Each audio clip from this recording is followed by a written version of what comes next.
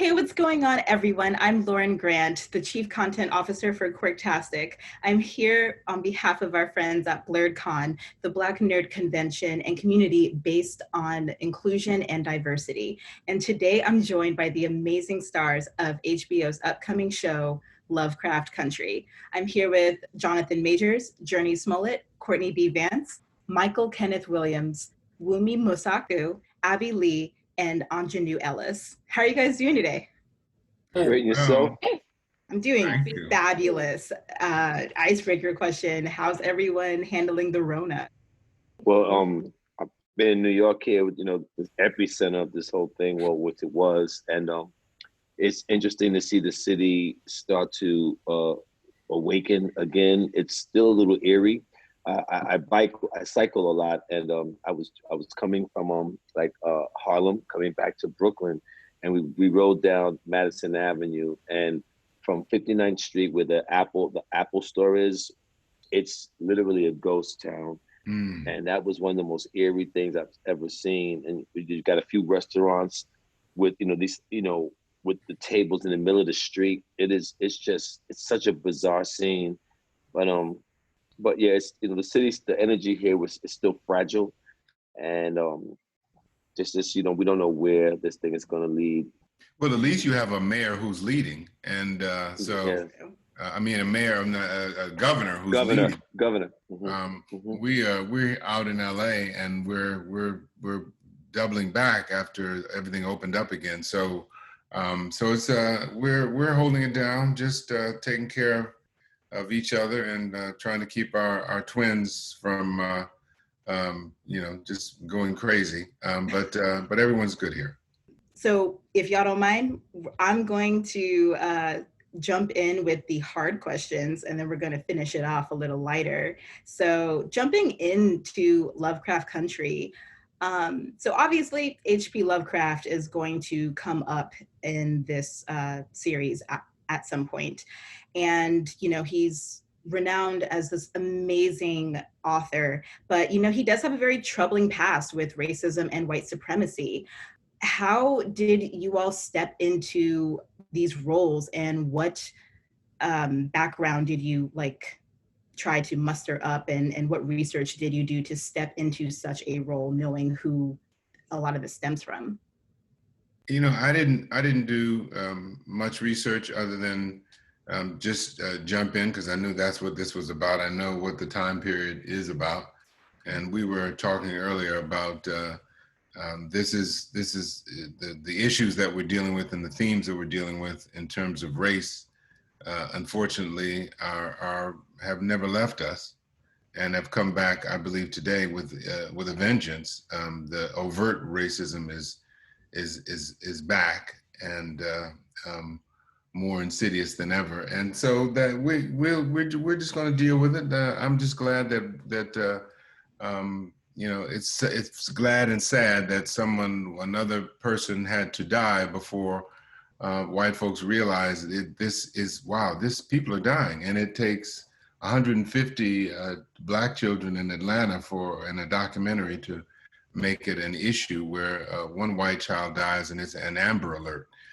So we just, we're trying to get to the place where a life is a life, and there are no, when one person dies, we all feel it, and one child, we all feel it, and that's the place where we need to get to, and hopefully our project helps begin to, melt hearts, much like Mr. George Floyd did, and change the world. Amen. Interesting for me, very much like Atticus. There's a moment in the story where Atticus is a bibliophile, and loves Lovecraft, H.P. Lovecraft, Burroughs, etc. And there's a plot point where something is brought up to Atticus as a young boy about him, H.P. being a racist, and it circles around the idea of this poem that H.P. wrote called On the Creation of Niggers, which we speak about. And so it was deep for me, because as I began to research, I began to read all this stuff. It's like, oh, this stuff is great. You know what I'm saying? It's great. It's great. It's great. It's great. It's great. Yeah. And you get that point, and you go, wait a minute. Wait a minute. How is it possible that this novelist, this writer, who Atticus has fallen in love with, and consequently, I began to fall in love with his writing, all of a sudden you realize he doesn't, in fact, he despises your people. In fact, he propagates the idea that your people are not people at all. So that the loss of innocence in that was something that really, really dawned on me, which is very much like the education system that I experienced growing up in America. You know, you don't talk about slavery much, you talk about the forefathers, right? And so as a young black boy growing up in Texas, you're like, I'm an American, I'm a Southerner, right, et cetera, et cetera. Then you hear about what the Confederacy is, and you hear about what the Civil War is, and all of a sudden you go, boom, you realize that the forefathers have somehow in their way is written, you know, on the creation of niggas, you know, and so it's a huge waking up, you know, and a huge domino effect that happens, you know, for me as an individual. And then also as for Atticus. Atticus also begins to spin in that way. Yeah. And I think that's a huge awakening. White folks are feeling that way too, that why wasn't I taught this? Why, you know, why? Because as you correctly stated, Jonathan, in the school system, they don't teach it. Right. They teach the forefathers. They don't teach what the forefathers laid down. Right. Yes. And you get the Declaration of Independence, but you don't get the creation of niggas. You don't get the lynch pages. You know, you don't get that information. No. And we kind of bring that to the forefront here. Right. You know, so people know from whence they are, from whence we all came. Come on. White and black. Come on. Yes. I love that. And Native Americans and the Asian Americans, internment camps. Hello, somebody. I was just going to add on to that of, you know, how overlooked our history is, how much we have been erased from history. Because in addition to us not getting the whole story of who these people were, we are left out. Our stories have been left out. And so a lot of the research that this project required for me was going back to the great thinkers, the great authors, the great writers from this time who were documenting and preserving our history, who were crawling and scratching for their voices to be heard. And so, you know, the voices of that era, you know, have contributed so much to me and my womanhood, but also to the womanhood of Letty Lewis, you know, the voices of a Gwendolyn Brooks. You know, growing up in that time, there being no space for women to be defined, for women to be disruptors, for you to have that double jeopardy of being Black and woman. I hung on to those voices, you know, of like, well, what did it take? What did it take for an Althea Gibson to exist? You know, what did it take for Lorraine Hansberry to exist? My grandmother was a big influence on me for Letty Lewis. She was nicknamed Showtime. That's cool. Yeah, she was the first Black Miss Galveston from Galveston, Texas. And what? You say Texas, I say Texas is a thing. Texas. My mama was born in Texas. Texas.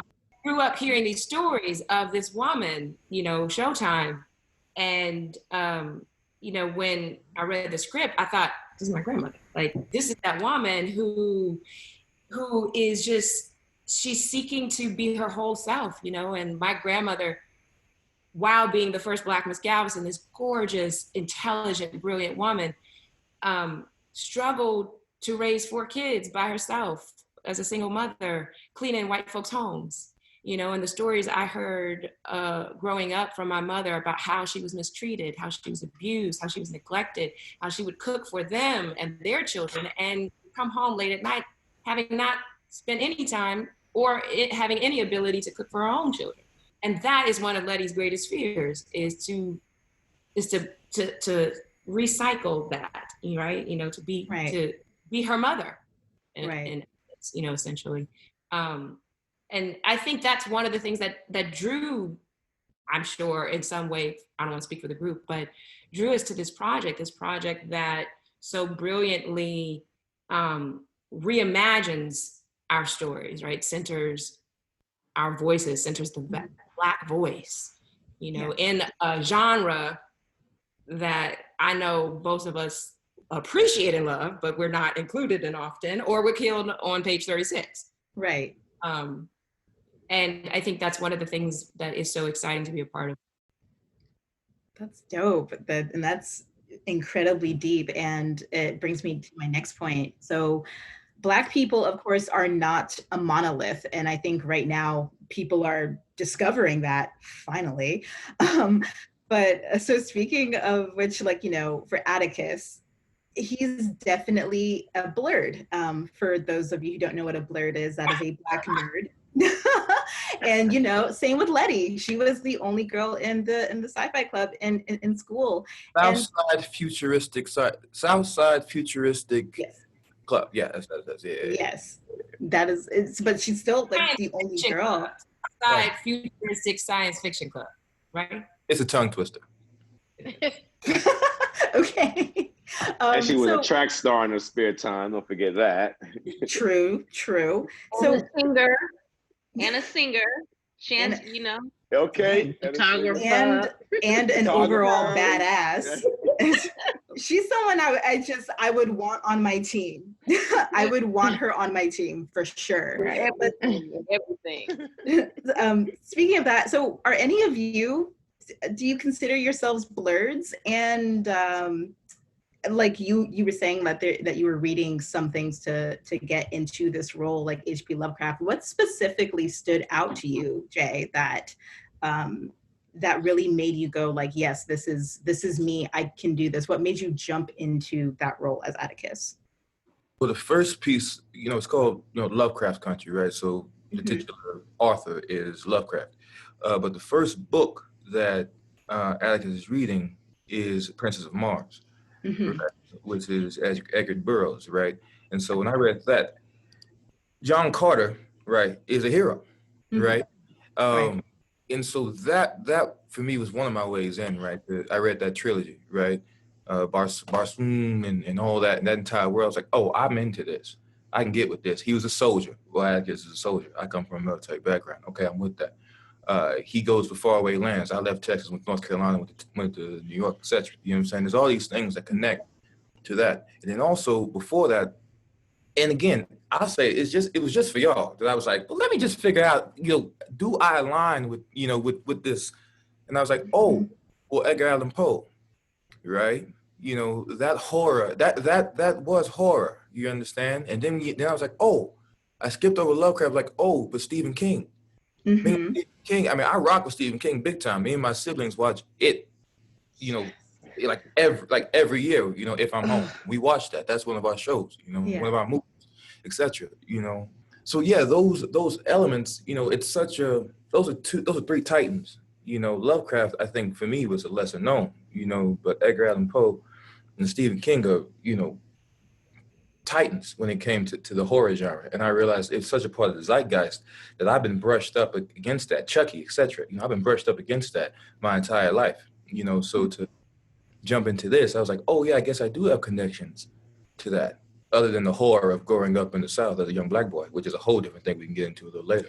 Whew. It's a heavy thing. I'm also in the South, if you consider, I know I'm in Virginia, but. Well, Virginians call Texans.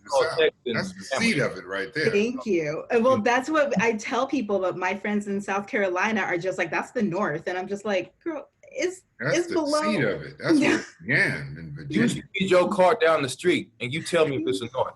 You get pulled over. You tell me if it's a North. Luckily, I'm in Northern Virginia, so we're a little bit different. We're the reason why the state goes blue.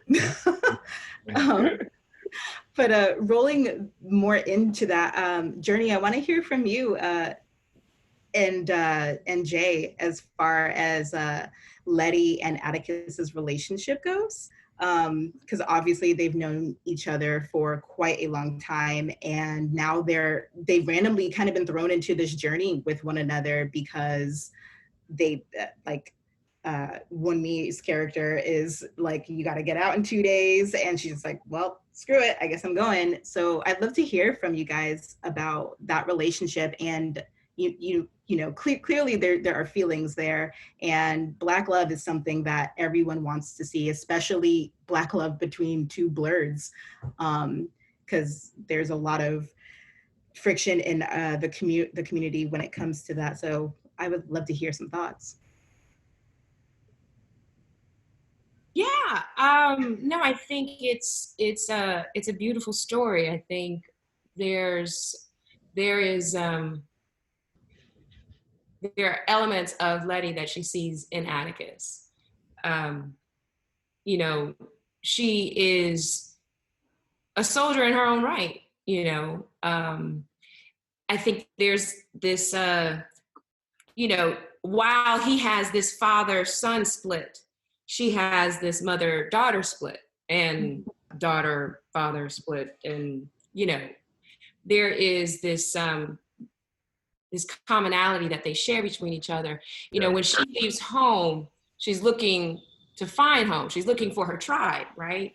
And he was a part of that in some way. I don't think growing up they shared the history of being a part of the science fiction club, but it was just kind of that thing of like, you know, we're friends, we're cool, but it wasn't like this attraction. And when they reconnect, I think through this experience and this road trip, this quest they go on together, it's almost like they become soul tied and having experienced this together. I think this it's interesting that, if I may jump in just briefly, that when you see him initially, you're like, is that Tick? Right. So Tick that you remembered was little Tick. Right, he wasn't Q-Tick. Huh? He wasn't the Q-Tick. He was like glasses and like not really. So y'all are seeing each other as adults now, not as when it's interesting what Misha Greene did and the writing staff did is that there's two names, right? Mm-hmm. There's Tick and then there's Atticus, right? There's Letitia and then there's Letty, you know? And there's a certain maturation that occurs when they go away. Atticus doesn't tell people his name is Tick, you know? Right. I can't recall if it's in the pilot, but the lady that he meets right off top, in the script, say, what's your name? Her Atticus, name is Atticus. You know what I'm saying? Right. There's a maturation that occurred. The interesting thing about when you're young is that you understand things at a very visceral, and I would say a spiritual level. You know what I'm saying? Where I think Atticus views Letty as an outsider, right? Right. Atticus himself, Tick himself, is an outsider. What we have in common is a secret, right? And you can tell if someone has not a secret. And what ends up happening is when I feel, from my point of view, when we leave, we come back, and we come back, everything's now on the surface. When we first hit, it's all giggles and smiles. And Atticus doesn't really answer any questions. You know, she just how society I say was segregated, you know. Something I say just around set, they ask me how it's going, you know. And everybody on this thing knows what I mean by, you know, because we all have a secret. There's a book, right? And in this book it says, you know, a prophet has no dignity in his hometown, right? I think y'all know what book I'm talking about. These two people, Letty and Atticus, didn't have that at home. So we began to journey out. And the thing we have even more in common when we come back together. But we're also, again, strangers in an old land. And so we connect to each other again. And then chaos ensues. And then hormones are there now. And we all grown-ass people. You know what I'm saying? So it is what it is, you know. And we do go to war together. All of us do. You know, Uncle George, Pop, Montrose, Pop, I call him Pop, Montrose, Letty. We end up going to war together. And something that we all know, be it building the Negro Travel Guide, you know, or raising a young Black son and dealing with one's sexuality, right? You are in war. So these soldiers then go off to war again. And that bond is even deeper, right? And you have a male and a female. Well, of course, naturally, if it happens, it happens. And in this case, you know, something blooms. Right. That's absolutely correct, and that is incredibly powerful. And speaking of adventures, it kind of makes me want to swing over to Aunjanue and and ask a question. You know, in the beginning, we see you and Courtney's character, Uncle George, having a tender moment, and he tells her the next time he goes on the travel guide adventure, he can come with her. And I recall I was doing some research and saw that you don't like to play safe characters, but we get the impression in episode 1 that Hippolyta, sorry, is very tender and very nice. Can you tell us more about her desire for adventure and what we can expect to see from her? Well, I think in your question you hit on something that I think that was like one of the biggest mysteries of Lovecraft Country, the series, which was, how do you pronounce my character's name?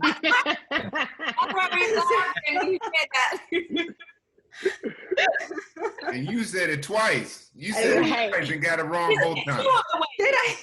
You only said there's more ways to say it. Right. Oh, I just gonna love ADR saying your name. Well, I did hear someone said Hippolyta in the show, and I was like, so maybe it's Hippolyta? I don't know. Like, how do you say the character's name correctly? I said Hippolyta, but I think it depends on. No, they made us all change it in ADR. What is Hippolyta. Hippolyta. Hippolyta, okay. Hippolyta. All right. Y'all know what happened, right? That happened at the table read. Yeah. First table read, we all sitting there.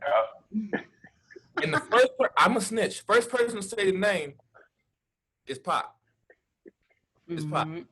And you said it. And we all looked at Misha. We all looked at Misha like, okay, all right. She said right there, you can say it any way you want to. Wait. So should we take a vote real quick and see how it's really said? Nope, it's said the way it's said. How is it said? Look up the lexicon. That's the Lovecraft pronunciation. Okay.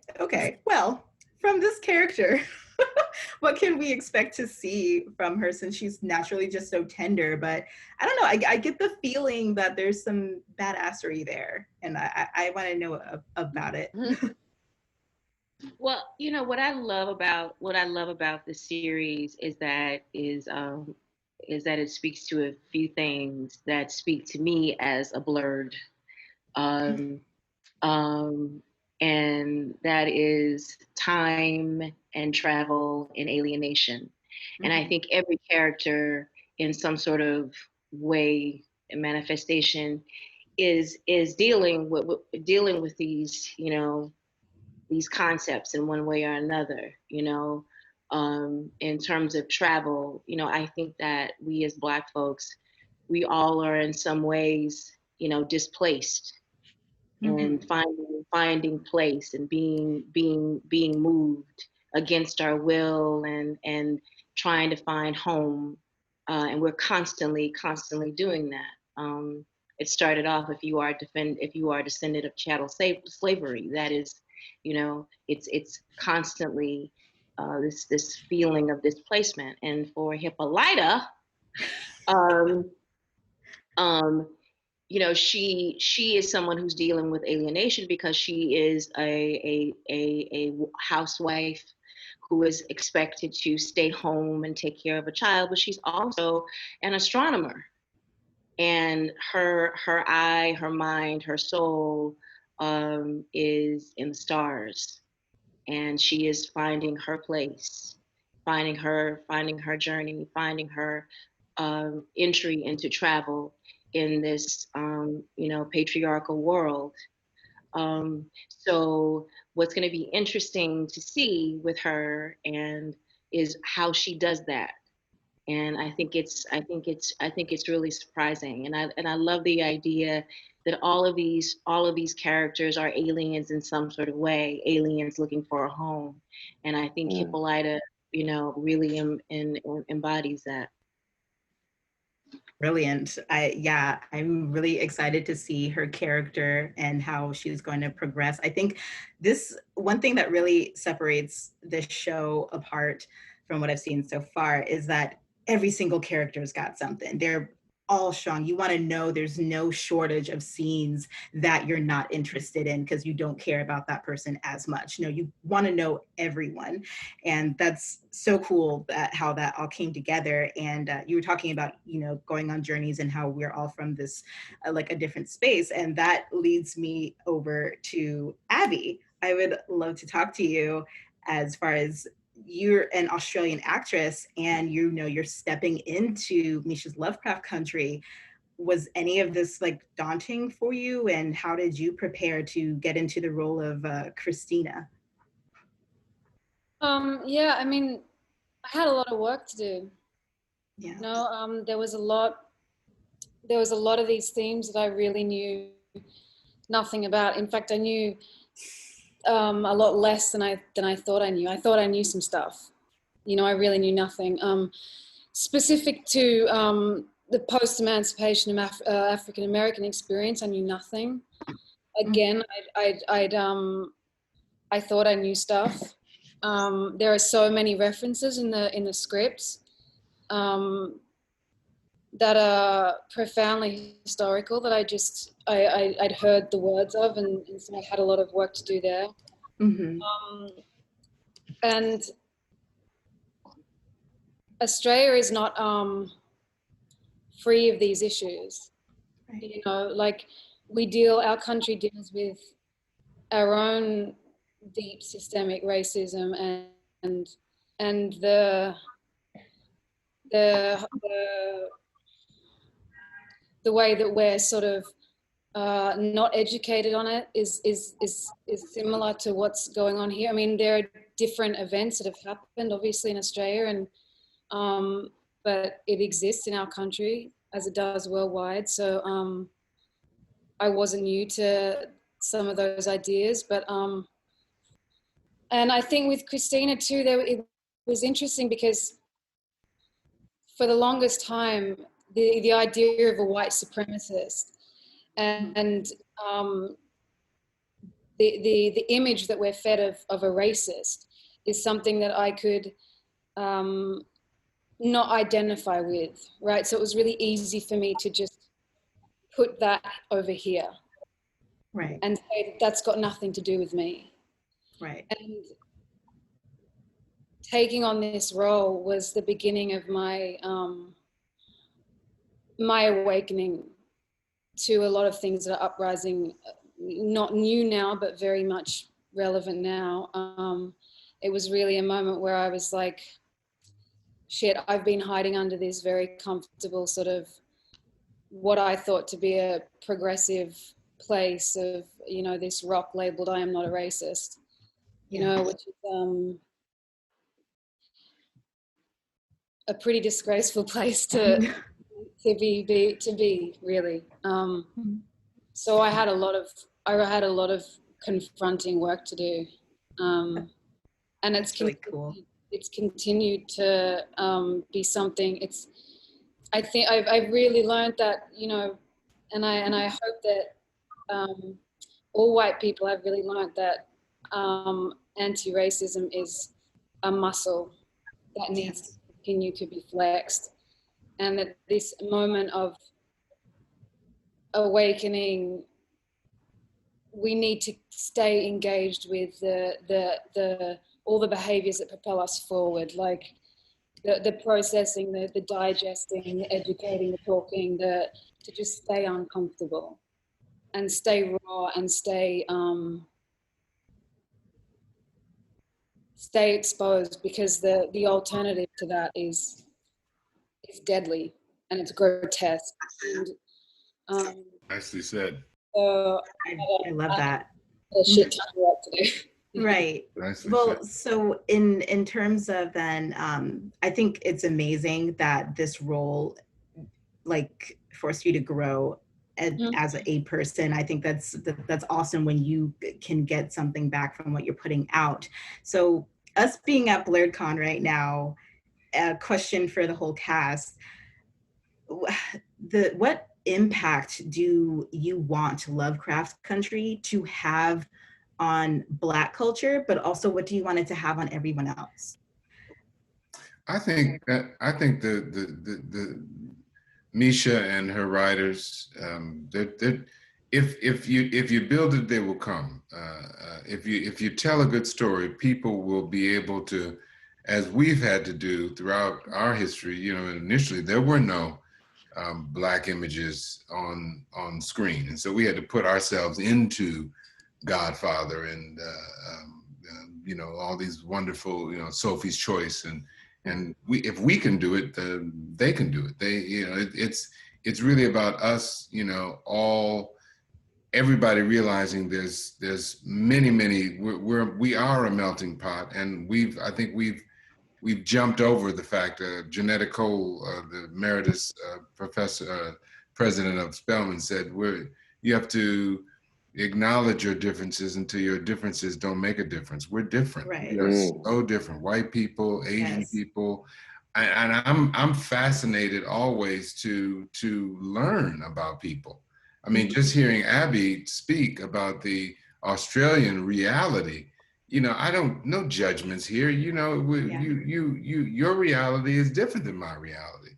Yeah. So, you know, that whole, what is that culture in Australia with the Aboriginal, and what is that history? You know, that's fascinating to me. And I think that if you, which is what she's saying, you know, be uncomfortable. You know, I think white folks in this country and around the world are so used to not having to deal with anything other than what they want to deal with. That's a word. And we have to deal with everything and with them. And with, you know, so it makes for us to be, which is why, you know, so many people love Black people, because Black people have dealt with and continue to deal with everything and still smiling. Yes. Yeah, how you doing? Resilience. I'm doing good. Every day above ground is a good day. Exactly. You know, and you can still find a way to smile, even though you don't know what I've been through. You don't know, you can't tell nobody what they've been through until you've been in their shoes, you know. So anyway, Go ahead. I'm sorry. So, oh no, I'm sorry. That totally reminds me of this question. And Wunmi, I would like to toss this your way first, but I want the whole cast to answer. This just makes me think, was there anything particularly hard to digest as a Black person in this role? And how did you tackle some of these heavier subjects? And how did you guys lean on one another? I think confronting racism on a day-to-day basis is hard. Yes. Confronting it in your work and having to, you know, have words, situations that are familiar to you out in your real life, and then you're in this safe space and hearing these words from people who you're meant to like be a team with. It's quite hard. It's hard to like look at a person,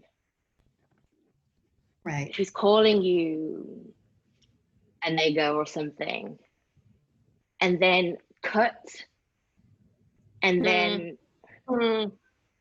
be teammates, friendly. Right. You know, it's really hard. It's really hard. Yes.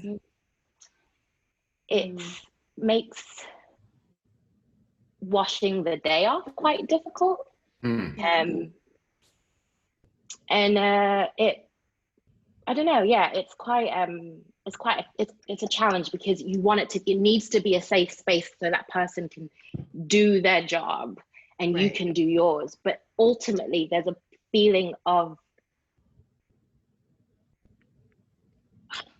I'm not safe, because this is the world. Yes. It's just the constant, you know, it's just constant. Right. Michael, you seem to be vibing with what when he was saying. What are your thoughts on this and on the heavier subjects, especially with a character such as Montrose, who we don't really see in episode 1, but we know that there's kind of a strange relationship there that between him and his son Atticus. Yes. For me, the journey of Montrose, it made me look at Black Black male sexuality, Black masculinity, the role of the father in the family structure, and it made me look at self-medicating, numbing the pain. Montrose, I think he is he's in a lot of the way he deals with his pain. He makes him probably the most vulnerable in the family because he self-medicates, and his journey just made me look at that, and especially to define or redefine what Black masculinity and love in the family structure, what the male role is in the family structure, no matter what his personal situation or his personal experience might be, he still has a place in the family structure. And Montrose made me look at those things. Right. That's amazing. So in Lovecraft Country, you know, we definitely see that book nerds are a thing.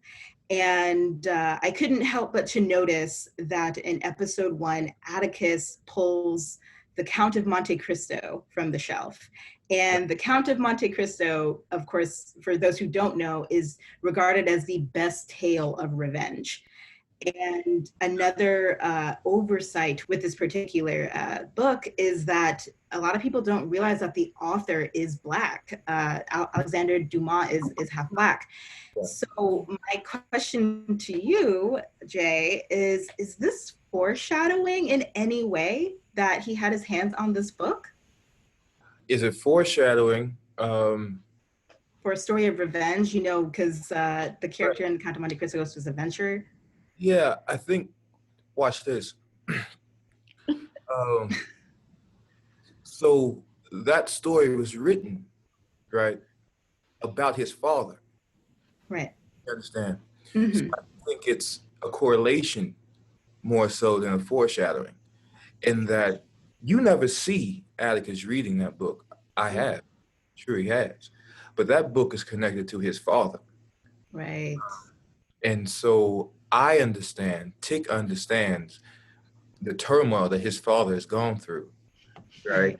In the prison that he metaphorically is in, you know, be it because of whatever reason. All I know is that my father has grown up with a great deal of turmoil. And I've experienced that physically, spiritually, emotionally, socially, etc. You know, but that love is there, you know, that it is a gift, you know, the same way that book was written, you know, as a gift to his father. He didn't write his biography. He wrote him a piece of art. He gave him a piece of art. That's how I'd answer that. Nice.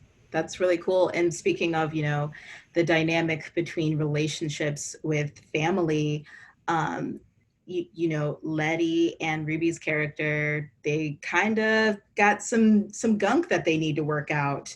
Can you guys speak a little bit on that, Jurnee and Wunmi?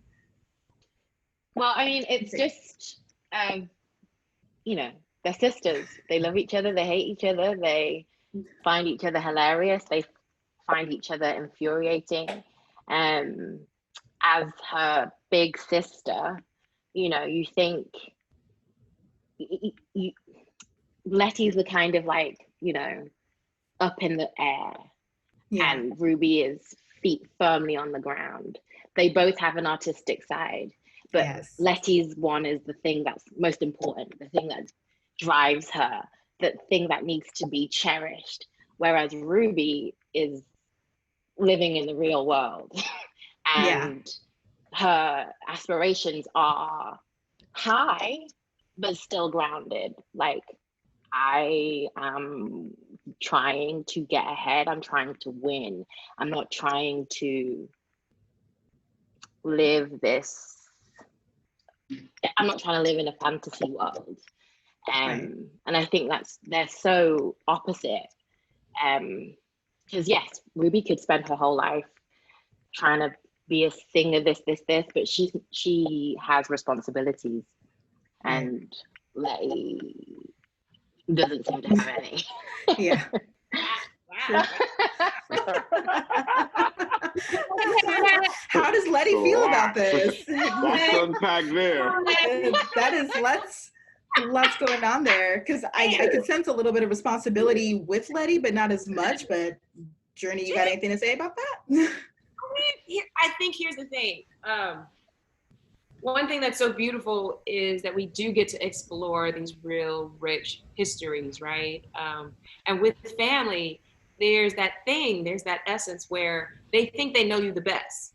Right. Think that about me, right? And yet you don't create space sometimes for family members to grow. And so you kind of hold them to their old self in a way. And it's like, well, damn, I did that when I was 19 years old, right? You know? Right. And yes, you know, I'm tripping and stumbling, figuring it out. And I think I can relate to so much. And like, I'm so close to my siblings. I have best friends in my siblings. And growing up, my sister and I, and while we are so close right now, oh my gosh, like best girlfriends. Growing up, we were not. Mm-hmm. Couldn't be more opposites, right? But I think that's just the growing pains, that's the learning pains. And with Ruby and Letty, they have this really estranged relationship in which their mother is at the center of it. And the real wounds and healing that needs to be done with their mother is preventing them from actually bonding. And you know, Eloise, our mother, passes away before any healing could really happen, which is something, unfortunately, I could relate to with my dad. You know, like when you have this real estranged parental relationship and the healing never happens, regardless of where you are in your life with that parent, when they pass away, you're forever broken and feel the pain of that. And so I think that is preventing them from really, truly being able to bond. And you know, Letty's not still a fuck up, Ruby. Okay, you know? You're gonna hear about this for a while now. Well, we gonna have to talk. Did I hear that Letty had no responsibilities? No responsibilities? That's what I heard, Aunjanue. No responsibility. Wow. Let me find out. Where you at in LA? We gonna have to talk. Yeah. Well, before we close, I had one last question, and that's about the monsters that we get to see. What do these monsters represent exactly? To me, when I first read the pilot, the monsters represented everything that is wrong, that is vile in our society. Wow, and it's very powerful, because one thing that I noticed is that they seem to appear when like white police officers were near. Like they like whenever a white person was around it, I feel like they kind of just like what's up? So it's very interesting to make those connections. But it wasn't. You're right to that point. It did kind of happen like that. But in my mind, it wasn't like the monsters were on the side of Black folks. It was the hatred in the room. The monsters smelt the hatred and the ignorance in the room, and it fed off of that. Not to say it was eating up all the bad white people for the Blacks. You know what I mean? Yeah. That's super cool. Now, guys, we're nearing our end of our time here, and I want to wrap it up with something a little bit more lighthearted. So I want to do a rapid fire question round of this or that.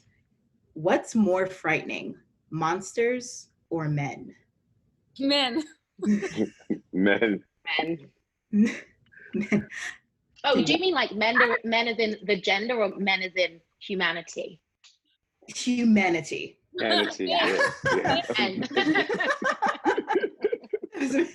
Yeah. So I think we all can collectively agree that humanity is definitely very scary here. And I'm looking forward to seeing more of Lovecraft Country, which you can check out on HBO.